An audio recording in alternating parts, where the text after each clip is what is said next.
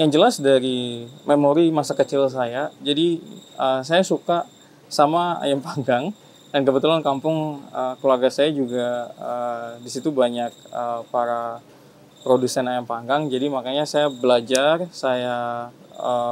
keluarga saya juga memasak, menyajikan. Kemudian saya juga belajar gimana cara memasaknya, kemudian rasanya. Yang jelas adalah berangkat dari kesukaan sih. Jadi saya memang suka masak dan berjualan. Jadi waktu saya sekolah dulu juga saya jualan kerupuk, jualan roti, jualan sandwich, apapun itu saya jualin. Dan disinilah titik puncaknya, yang mana saya akhirnya fokus untuk memutuskan terjun sebagai full pedagang.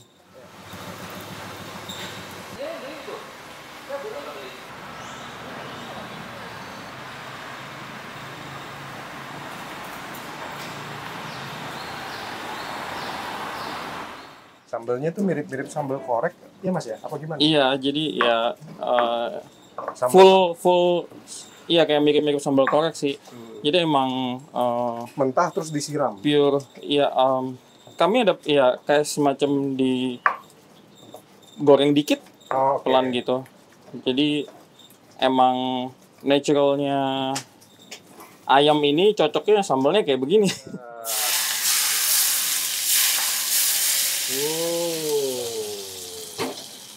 Nah, ini memang sejenis sambal korek. Ayam kampung nih kelihatannya emang dekil kan, Mas? Ya kan, kakinya hitam-hitam gitu. Ya kan? Nah, justru ini yang proses ngebersihin supaya darah-darahnya juga Betul. turun kan. Darah, terus bau Bau perengus ya? bau perangus, ya istilahnya bau perangusnya itu hilang. Ya. Cuman ini memang metode yang saya pelajarin dari kampung nenek saya. Oke. Caranya seperti ini.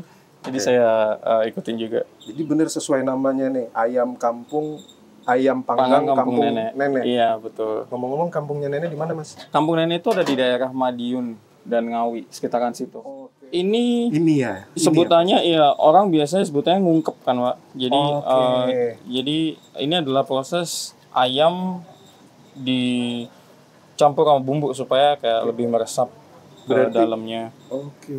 Jadi prosesnya bukan dari mentah langsung ke bumbu, tapi sudah matang dulu dikukus, baru saya masukin ke bumbu. Oke. Gitu. Awal berani memutuskan usaha ini alasannya apa? Karena yang pertama saya ngelihat coachnya Jack Ma awalnya, Pak. Jadi Jack Ma itu pernah bilang bahwasanya sebelum umur 20 itu kalian harus belajar ke bos yang bagus, leader yang bagus, perusahaan yang bagus, pelajarin banyak hal, dan ketika umur 30 itu lakukan apapun yang pengen dilakukan. Jadi apapun yang disukain, apapun yang dicintain, lakukan itu di umur usia 30. Dan karena saya sekarang sudah menginjak umur 30 dan saya sukanya seperti ini, jualan, masakan, memasak. Jadi akhirnya saya mutusin bahwasanya kayaknya ini waktu yang tepat, dan karena saya suka, jadi saya beranikan diri untuk melakukan ini sih. Pakai pilih. Jadi emang tergantung request juga, kadang kayak misal nggak mau ada gosongan sama sekali. Jelas ada kunyit, bawang-bawangan, dan mudah-mudahan kebayang hasilnya sama apa yang gue bayangin tadi. Wah, kalau awal-awal sih, kalau ngomongin omset, menurut saya jangan harap ada omset yang gimana-gimana dulu sih. Memang usaha itu harus berangkat dari kecintaan dan rasa suka, sehingga kita nggak terlalu mengharapkan yang seperti apa gitu. Nah, kalau awal-awal dulu memang jujur aja pasti usaha dimanapun pasti sepi. Jadi memang ya dulu waktu awal kejual 1 potong, 2 potong juga pernah gitu. Dan alhamdulillah kalau sekarang sih udah secara average bisa sampai 15 ekor, dan kalau rame bisa sampai 20 ekoran sih dalam sehari.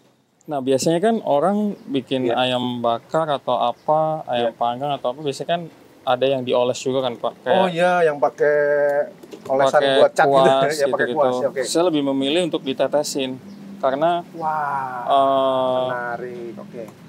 Saya ngerasa bahwa di sini tuh kayak justru seninya di sini. Jadi ketika ayam matang itu dia ada teksturnya. Ada tekstur kayak cabai ini. Kalau misal kita oles, kayak tekstur ini nggak akan dapet kalau nggak ditetes. Kan? Iya. Justru saya sebenarnya jujur aja bumbu nggak terlalu saya hitung sih, iya Pak. Ya. Jadi bumbu itu nggak terlalu makan HPP karena memang justru masak itu seninya di bumbunya. Jadi kalau terlalu ngitung-ngitung bumbu malah akhirnya nggak maksimal nanti hasilnya. Strategi untuk mencari pelanggan. Yang pertama tantangan itu sebenarnya lebih ke niat sih, Pak. Jadi kayak misal mulai atau nggak mulai itu kan tergantung kayak kita mau atau enggak kan. Jadi kadang kebanyakan pertimbangan, perhitungan dan sebagainya. Menurut saya untuk memulai usaha emang harus niat dulu, berani dulu, mulai aja dulu. Nggak perlu banyak perhitungan dan sebagainya. Jadi lebih ke situ sih Pak. Dan terus sama strategi itu lebih kepada kayak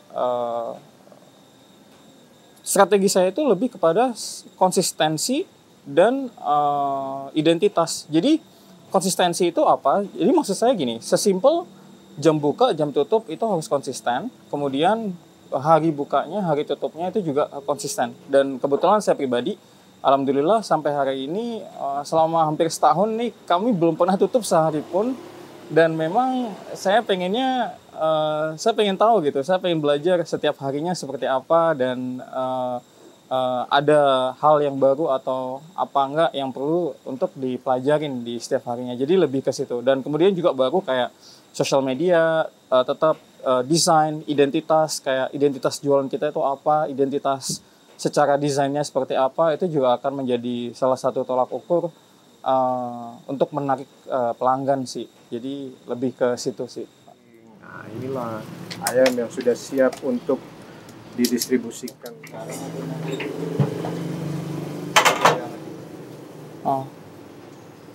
Manginya apa namanya buat berapa pohon tuh Mas? Banyak banget. Ini salah satu yang customer kami suka sih Pak. Jadi dia lebih banyak sensasi lalapannya. Kondimen.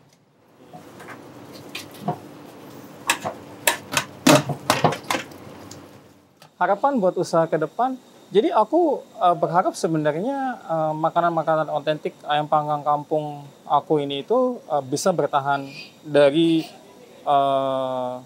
gempuran-gempuran tren makanan-makanan dari luar negeri. Dan aku pengen kayak rasa originalitas dan rasa yang rendah hati ini bisa dibumikan secara konsisten gitu sampai ke nggak tahu ke anak cucu atau apa. Jadi memang aku cita-citanya adalah aku pengen jadikan ini legacy di masa depan, di mana bahwasanya kuliner Indonesia, utamanya makanan-makanan tradisional itu bisa